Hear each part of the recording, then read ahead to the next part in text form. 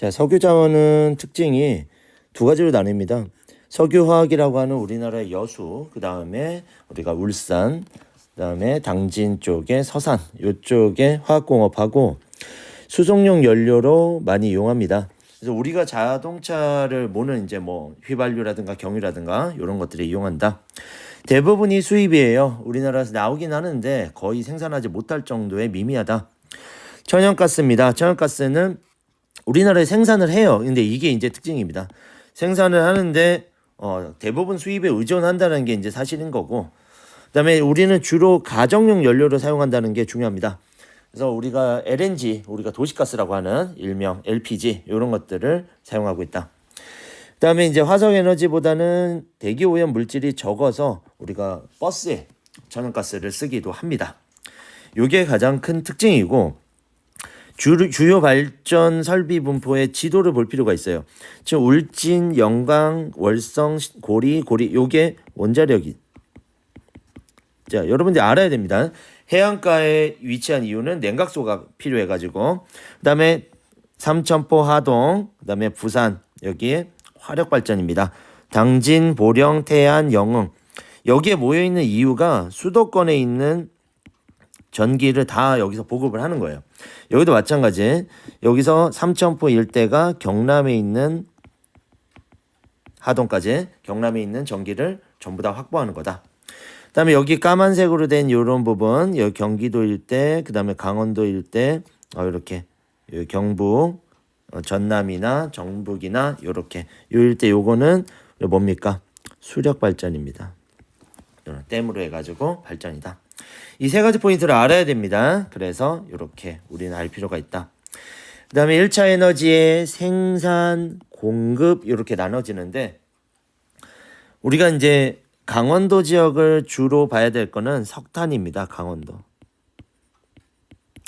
석탄이 강원도 지역에서 대부분이 생산된다라는 거 우리 알 필요 있다. 그 다음에 생산의 울산입니다. 울산은 천연가스가 미미하다고는 했는데, 적다고는 했는데 울산 지역에서만 난다는 얘기예요. 근데 수력은 좀 대부분 다양하게 공급되고 있다. 다양하게 이런 것들이 특징입니다. 그리고 이제 수력에서 특징 중에 하나가, 만약에 시험에 출제가 된다면 제주가 없어요. 요게 큰 특징이 될 것 같습니다. 제주.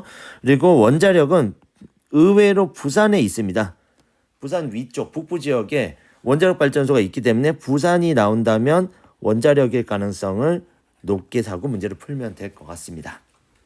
그 다음에 이렇게 행정시도별로 이렇게 특징을 한번 잡아본다면, 자, 우리가 공급이 되는 게 충남, 전남, 그 다음에 우리가 경기, 울산, 인천 이렇게 나눠지는 요 지역에 우리가 석유자원이 들어가고 있다라는 사실, 이런 것들은 뭡니까? 석유화학 공업하고 연결이 됩니다.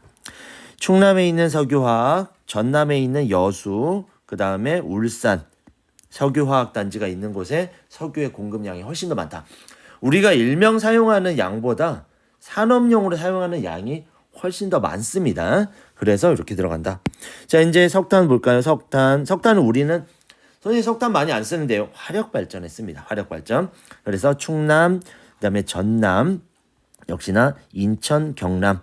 경남은 삼천포하고 하동에 큰 발전소가 있기 때문에 이렇게 사용한다라는 걸 우리는 얘기할 수 있습니다. 자, 그러니까 공급이 된다는 얘기예요. 그 지역으로. 요게 큰 특징이다. 그리고 원자력이라고 했는데, 원자력은 역시나 경북, 그다음에 부산, 전남 요 세 군데가 특징적으로 보면 될 것 같습니다. 그래서 이런 것들은 이런 거 중심으로, 공업 중심으로 보시면 됩니다. 자, 전력의 생산인데, 생산에서는 우리 특징만 잡으면 우리는 수력 발전. 수력 발전은 대기오염 물질이 당연히 적어요. 적고 특징만 잡을게요. 자, 소비지하고 멀리 떨어져 있어 송전 비용이 많이 든다. 이렇게 설명했습니다. 자, 화력 발전입니다. 우리 이미 왜 초중등 때 많이 했기 때문에 아주 큰 포인트만. 발전소 건설 비용이 비교적 저렴한 거야. 비교적 저렴하다.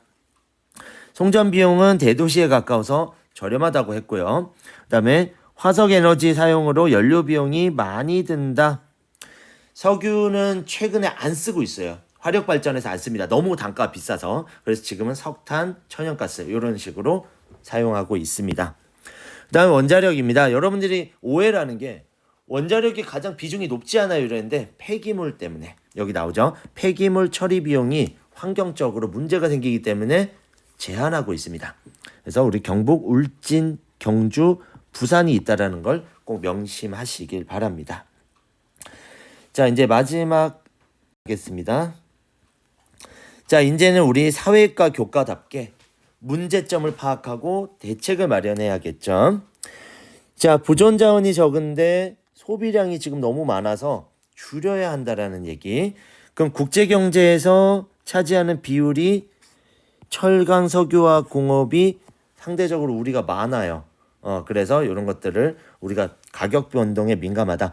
만약에 석유 파동에서 올라가면 우리나라가 위급할 수 있다. 석유화학이랑 그다음에 제철 이런 것들에 우리 국가 주력이 많이 생산하고 있습니다. 그래서 문제가 될 수 있다.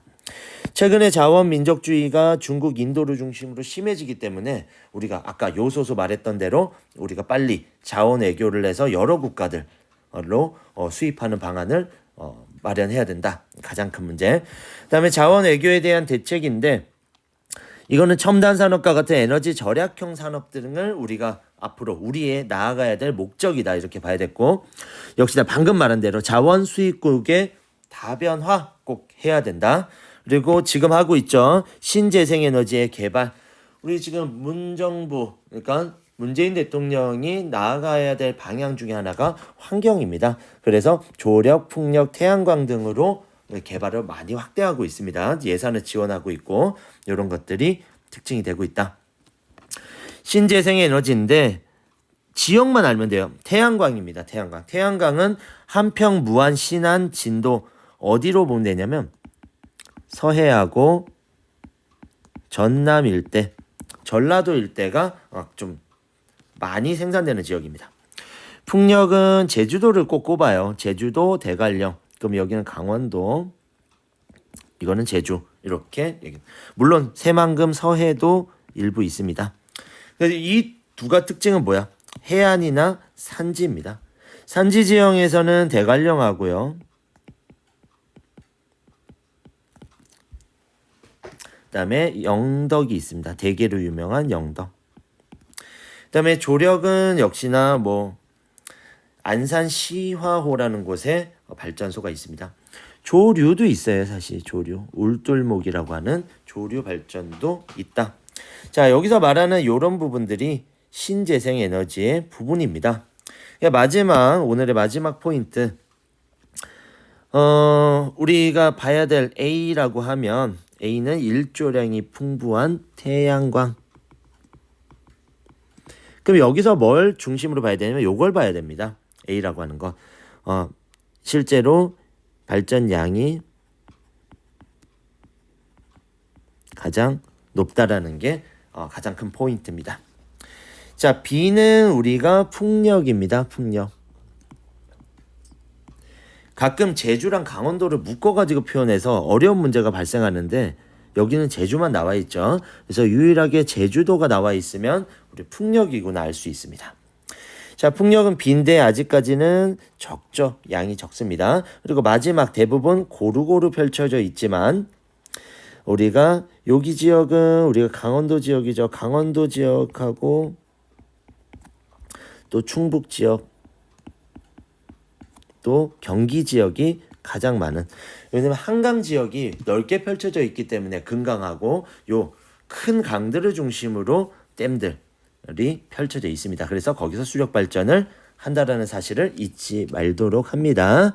그래서 여기서 수력 이 세 개의 포인트랑 이 발전량을 기억하신다면 못 풀 문제는 없습니다. 수능 문제로 가더라도. 그래서 여기까지 개념 설명하고 여러분들이 오늘이 맞춰지면 12일 다음날 제가 문제풀이 영상을 또 올리도록 하겠습니다. 그건 문제풀이 영상을 보시고 자기 문제들이 어떻게 풀어가고 어떻게 푸는지 체크해 보시기 바랍니다. 여기까지 마치겠습니다.